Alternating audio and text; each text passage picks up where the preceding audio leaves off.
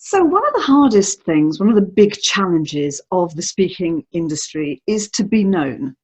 To be known so that you are findable and you are bookable. Now, of course, it's very easy if you're Simon Sinek or you're Tony Robbins or Richard Branson. Everybody knows who you are. And I think that's one of the mistakes that many speakers make. They think you have to be famous to be successful.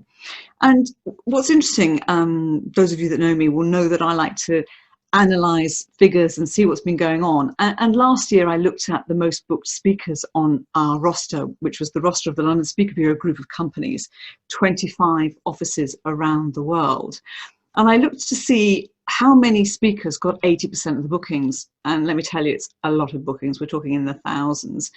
And it was actually 45 speakers around the world. And I thought, well, are they well known? Is that what it is? And do you know what? They're not well known. Probably one is well known if you are in that industry. So what you need to do really is be known by the right people, by the right audience. In this case, obviously, these 45 are known by the Bureau and very well known by the Bureau. But decide who you want to be known by.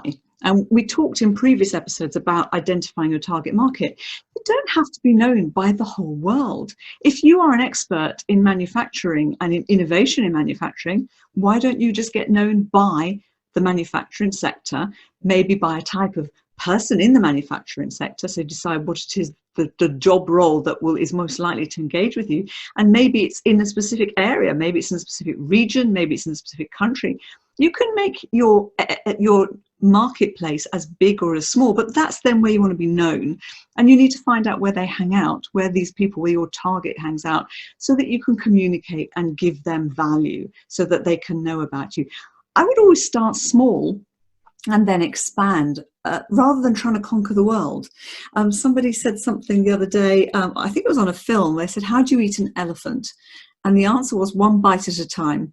How do you get known? By one small niche audience at a time. More about this in further episodes, but hopefully that's given you something to think about. Think about where you might start.